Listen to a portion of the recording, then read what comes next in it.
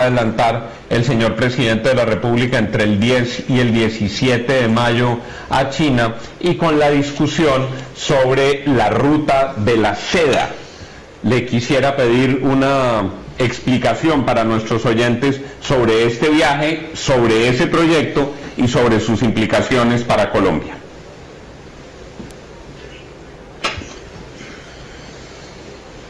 Señor presidente, el pasado 9 de abril es una oportunidad histórica. ¿Para qué? Para que nuestro país pueda fortalecer y orientar sus esfuerzos a ingresar en ese mercado que representa muchos beneficios en materia de inversión, en materia de financiación, en materia de cooperación. Esta es una apuesta que no surge con la actual coyuntura, las medidas unilaterales impuestas por el gobierno de Donald Trump. Es un camino en el que ya veníamos recorriendo. Nosotros ya teníamos memorandos de entendimiento con la China que se han visto reflejados en una política exitosa, que ayer mismo veíamos las estadísticas del DANE, por ejemplo, hasta qué punto han aumentado nuestras exportaciones.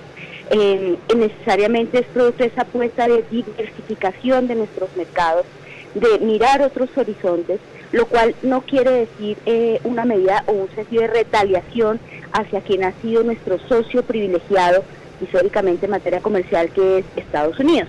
Estados Unidos, con quien nos rige un acuerdo comercial en el cual existe una balanza deficitaria desde el 2014. Entonces, ¿esto qué constituye? ¿Qué implicaciones tiene? Esto lo que constituye es una apuesta a la cual está encaminado prácticamente el mundo entero. En la actualidad hay más de 140 países que hacen parte de esa apuesta de fortalecimiento y de vínculo comercial con la China, en este caso en particular, de los cuales más de 20 países son de América Latina. Es decir, Colombia hasta este momento era la excepción de no tener una relación más fortalecida o más formal con la China. Este es un acuerdo y este es un escenario de tipo político. Ahora, para que un acuerdo, para que todas las apuestas que allí se consiguen en materia de energética, digamos, se tienen unas apuestas en materia de inteligencia artificial, de innovación, de cooperación en materia de infraestructura, de desarrollo sostenible, etcétera, pues eso implica continuar una serie de negociaciones entre los dos gobiernos. Pero Juan, es importante aquí destacar, se ha creado todo un mito, se ha pretendido satanizar una relación que el mundo entero asume, las grandes economías del mundo, como estratégica, importante, trascendente, no solamente con la China, incluso a nivel de la región, del mercado asiático, e incluso, si queremos hablar en sentido más amplio, con todo lo que constituye los BRICS o los BRICS Plus. Desconocer la importancia en el sentido de densidad demográfica de lo que eso constituye en el PIB mundial, pues sencillamente es hablar desde el desconocimiento. Señora ministra, aquí escuchamos la voz de expertos que leyeron un mensaje de Mauricio Claver Carón, que es el enviado especial del Departamento de Estado de Estados Unidos para América Latina, quien dijo, y lo cito entre comillas, el acercamiento del presidente Petro con China es una gran oportunidad para las rosas de Ecuador y el café de Centroamérica. Los analistas que hemos consultado dicen, ojo, esa es una amenaza, esa es una advertencia, usando dos productos que para Colombia son muy importantes en sus rubros exportadores, las flores y el café. Les están advirtiendo cómo leen en Estados Unidos y en el gobierno de Estados Unidos ese acercamiento del presidente Petro y el gobierno de Colombia con China. ¿Cómo leen ustedes la declaración de Mauricio Claver Carón? Como la debe leer, yo creo, un Estado democrático, soberano, una república independiente desde el siglo XIX, que mal podría trazar su política comercial o su relacionamiento internacional sobre la base de los caprichos o las declaraciones de momento, de coyuntura, por demás impredecibles en el corto, mediano y largo plazo de un gobierno en particular. Aquí nosotros mal podríamos ceder en nuestra soberanía, en nuestra dignidad incluso como nación, y atemorizarnos sin fundamento, cuando en la práctica y en la realidad, Juan, yo quisiera insistir en el hecho que nosotros hemos tenido un diálogo de alto nivel diplomático con el representante comercial de los Estados Unidos, con el representante para el hemisferio occidental que nos visitó hace pocos días en Colombia, y contrario a toda esa cuestión mediática y ese revuelo que así se genera como de un temor reverencial, un discurso además un poco propiciado por algunos sectores gremiales, allá el diálogo fue franco, fue amable, en los mejores términos, y ellos escucharon nuestras razones en el sentido que Estados Unidos en este momento está sancionando universalmente las economías del mundo que tienen un relacionamiento con ellos, pero no está teniendo en cuenta aquellos países que tienen un tratado de comercio que rige esa relación, como es el caso de Colombia. No están teniendo ningún tipo de deferencia con un socio estratégico como lo ha sido Colombia, que a diferencia de los demás países de la región, es el que más ha tenido distancia, de hecho, con el mercado chino. Digamos, nosotros tenemos en la práctica, y esas son cuestiones inobjetables que están allí, somos el país que más barreras, o si se quiere, más medidas de defensa comercial respecto de la China ha tomado, y somos el país que ha privilegiado más en la región ese relacionamiento con Estados Unidos. ¿Eso para qué nos ha servido en esta coyuntura? Para nada. Nosotros estamos, ni siquiera los que tienen un acercamiento político, tipo la Argentina, El Salvador, esas medidas son universales. Hemos trabajado muy juiciosos, sin embargo, en superar eso que ellos llaman irritantes, barreras que hay en nuestro comercio, pero a diferencia de la mayoría de los países no hemos ido allá con un arrodillamiento, a darles una serie de ofertas, pues, como cumpliendo una tarea. Nosotros hemos hablado con la legitimidad que tiene un socio comercial privilegiado en la región por los Estados Unidos, pero mire, y haciendo valer que no pueden condicionarnos nuestro relacionamiento ni satanizar, ¿sí? ¿Cómo no? Ministra, uno habla con los gremios económicos y bueno, sí, muy bueno el tema de la dignidad, pero es momento para ponerse uno con dignidades cuando dependemos. Es decir, nuestro mayor socio comercial, como usted lo dice, es Estados Unidos. Y todos los gremios dicen, sí, la China muy bueno, pero hay unos temas también geográficos y de distancia. Es muy difícil muchas de las exportaciones de Colombia llevarlas hasta la China porque además no llegan. Es decir, hay productos agrícolas que simplemente no llegarían en buenas condiciones hasta la China y sí lo harían Estados Unidos. Para los gremios, para los empresarios, Estados Unidos sigue siendo el mercado primordial. Les parece maravilloso que se exploren nuevas opciones, pero ponerse con dignidades frente a Estados Unidos en un momento tan complejo para el país. Es más simple, mire, lo que nosotros, señora ministra, lo que nosotros exportamos son petróleo, café y flores. El petróleo puede tener mercado en China, no sabemos, pero el café en Estados Unidos es el 25% de las compras de café de Estados Unidos. Las flores no llegan. Y las flores no van a llegar. China. Es decir, de pronto el hacer ese giro a la franja de ruta de la seda es una quimera. Ahora, Colombia es el último bastión de Estados Unidos en Sudamérica, pero es que ellos, lo que compra China no es lo que nosotros producimos. Que es muy grande, que están comprando, pero pues es que, ¿cómo es? Hechos son amores, digamos, ellos tienen que pedir, digamos, el primer embarque de café. De momento es muy poco lo que nos compran. Vale, voy a responder entonces a las preguntas. Lo primero, Darcy, yo creo que para la dignidad no hay momento. La dignidad es un principio fundamental que se ejerce precisamente en todo momento, incluso en momentos de dificultad. Por otra parte, aquí hablamos de cifras. Esa no es una política coyuntural que haya emprendido Colombia, y de su éxito hablan las cifras, incluso las últimas cifras reportadas del DANE, que hablan de un aumento del 12.2% de las exportaciones a marzo 2025, con una diferencia de ese aumento respecto al 2024, en la cual el principal aumento se dio en los productos agropecuarios, alimentos, bebidas, que fue más del 50%. Si vamos a hablar puntualmente lo que ha sido la estrategia con la China, las exportaciones en el 2024 alcanzaron los 2.377 millones de dólares, un incremento significativo.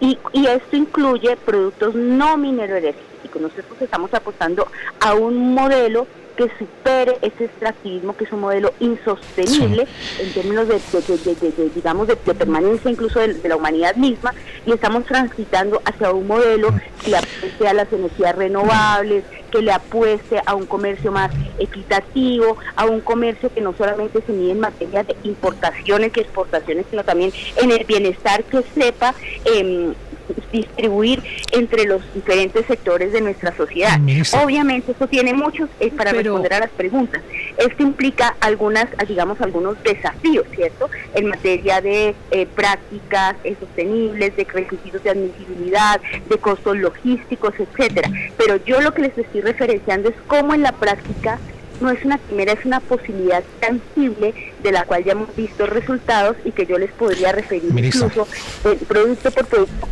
cómo ha sido exitosa esa apuesta de diversificación de nuestros mercados. Ahora, mirando... Y si me permiten, sí.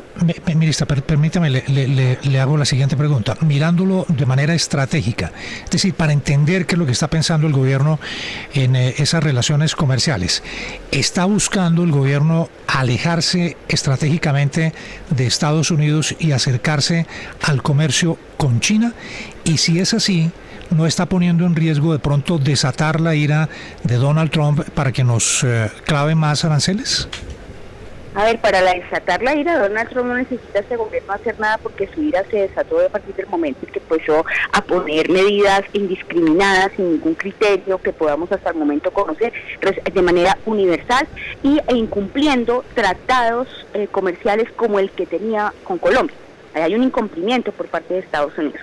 Ahora, lo que nosotros sí no podemos hacer en un escenario tal de incertidumbre, de imprevisibilidad, que tiene afectaciones para diversos sectores de nuestra economía, es seguir propiciando un modelo que depende cada vez más de ese país de manera privilegiada, fundamental y determinante. No se trata en ninguna manera de propiciar una ruptura con las relaciones con Estados Unidos. Eso sería una torpeza. Sí. No sería conveniente tampoco para los Estados Unidos. Yo quiero referir un caso que cito puntualmente, las implicaciones que tiene, por ejemplo, ese arancel del 25% para el sector aluminio y acero. Es un impacto que no solamente es gravoso para los productores y los proveedores de esos insumos de nuestra economía nacional, sino que en la actualidad allí los principales aliados de ese rechazo, esa medida, son el sector económico estadounidense de la construcción, que va a haber encarecido, y ya está viendo encarecido esos insumos que son determinantes para la construcción, porque son los que le proveen ventanas, puertas, marcos, en fin, donde Colombia se había convertido en un proveedor privilegiado. Eso por citar un ejemplo. Sí, ministra. Entonces acá...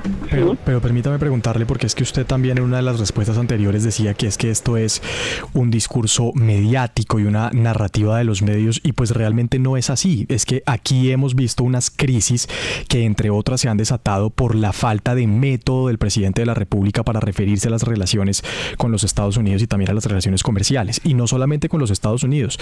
¿A usted no le preocupa que podamos quedarnos un poco sin el pan y sin el queso? Porque lo que vimos frente a la falta de comunicación interna del presidente con la canciller para la ruta de la seda, pues fue lo mismo. El presidente en público llamándole la atención a la canciller por llamar a la Comisión Asesora de Relaciones Exteriores, desmeritando ese anuncio. Lo dijo Leiva en la carta que en la primera reunión de visita de Estado que tuvo el presidente con Xi Jinping ni siquiera le dirigió la palabra. Entonces, ¿cuál es el método y por qué el gobierno no se organiza internamente para que estas cosas no se expresen en lo público y no se pongan en riesgo las relaciones? Bueno, son varias afirmaciones, así que procuraré referirme a todas ellas. Lo primero, yo hablo es precisamente a partir de la realidad. Se critican mucho las expresiones del presidente, se habla que es una torpeza haber defendido la dignidad de los colombianos que eran deportados a Colombia en condiciones degradantes, que atentaban contra la dignidad humana. Hubo muchos revuelos, como se le ocurre al presidente desafiar a Donald Trump de esa manera, anunciaban, el fin del mundo porque iban a tomar medidas determinantes, cuando hubo la tergiversación de su secretaria de Seguridad en la visita a Colombia, producto de una mala traducción, producto de mala fe, de los que además hay antecedentes. Aquí, en lugar de reunirnos como nación y decir alto, que hay una cuestión de mala fe, están tergiversando la voz del presidente, quien es el representante oficial de Colombia, que lidera las relaciones internacionales. No, nuevamente se creó todo este revuelo, y mejor dicho, qué torpeza, el presidente dijo que había que darle amor a los grupos terroristas, etcétera, sabiendo que no era cierto.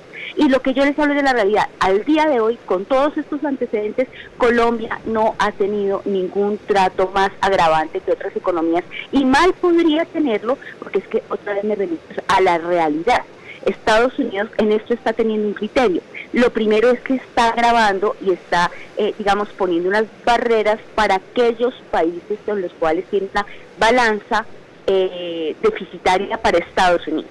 El caso objetivo de Colombia es todo lo contrario. Vuelvo y repito, hemos sido un socio estratégico, juicioso, que incluso hasta este momento sigue trabajando por las vías diplomáticas, con un diálogo genuino, en el que escuchamos las reticencias que tienen o los temores respecto de algunas eventuales barreras en algunos sectores determinados, en fin.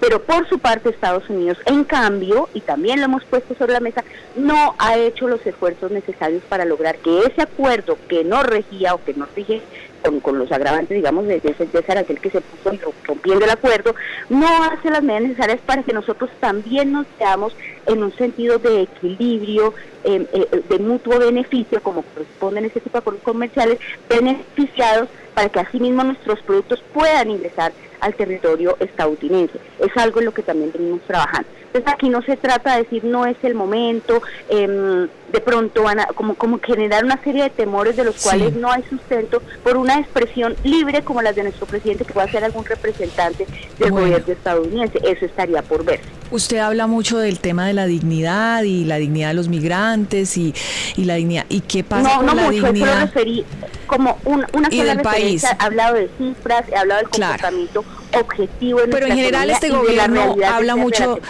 claro, y este gobierno habla mucho de los derechos de los trabajadores. De hecho, vamos a ir a una consulta por el tema de los derechos de los trabajadores. La Constitución política del 91, que nos rige hace más de 30 años, el prisma fundamental que irradia todo el ordenamiento jurídico es perfecto, es la dignidad humana. Eso no es una novedad de este gobierno. Exacto, pero la dignidad es otra cosa. Mi pregunta es, ¿y la dignidad entonces de los chinos no nos importa, de los trabajadores chinos? Ahí no hay un discurso de doble moral, no nos importa la manera como en China tratan a los trabajadores con salarios miserables y prácticamente esclavos. 140 economías del mundo que en este momento tienen un relacionamiento con esa potencia, con ese Por eso, no les importa cómo tratan a los chinos ni a sus trabajadores, doble moral. Que también tienen un sistema, no se trata de doble moral, Darcy, porque nosotros no vamos a ingresar a un proyecto que es también soberano, que es independiente, que hace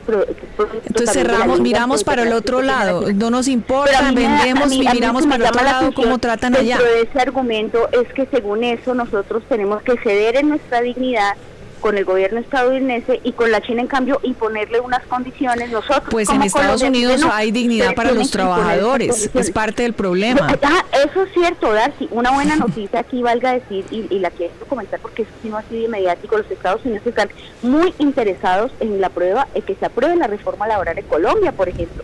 Qué buena referencia, porque eso me permite acotar esto, que aquí pasa de agache, y claro, ellos dicen en Colombia en este momento no hay un equilibrio en esas relaciones laborales. Eso implica que no hay las mismas condiciones de competitividad, porque no se asumen los costos reales de lo que se debe pagar a un trabajador, y están muy pendientes. De hecho, tuvieron reunión con el Ministerio de Trabajo porque ellos consideran que uno de los estándares que debemos respetar es el que ustedes refieren, los derechos para los trabajadores, y a los que acá llamativamente los mismos que están defendiendo que vayamos allá a rodearnos de Estados Unidos son los mismos que están oponiéndose a algo que quiere Estados Unidos como estándar de ese relacionamiento, el que considero, sí, estoy de acuerdo, debe haber garantías para los trabajadores en sentido universal. Por lo que a nosotros nos corresponde, por ahora somos elegidos democráticamente en este país, es aquí donde ejercemos nuestra soberanía, nuestro proyecto político, y con que al menos logremos aplicarlo acá, con que al menos logremos que a la gente se le pague sus horas extras, sus festivos, etcétera, pues ya podríamos nosotros que salir a darle lecciones a la China cuando tenemos un sistema en la realidad tan precario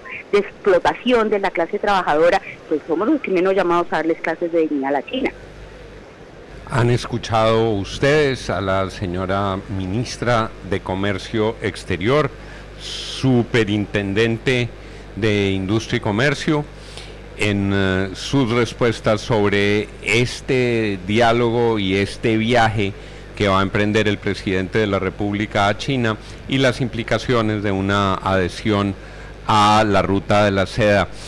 Ministra, tal vez para cerrar solamente, dicen en círculos políticos que una doctora que se llama Diana Morales, que es actual secretaria de la Comisión Cuarta de la Cámara de Representantes habría logrado el acuerdo entre unos parlamentarios liberales que apoyan al gobierno para ocupar esa cartera. ¿Usted sabe algo de eso? ¿Eso estará confirmado o será una especulación política más?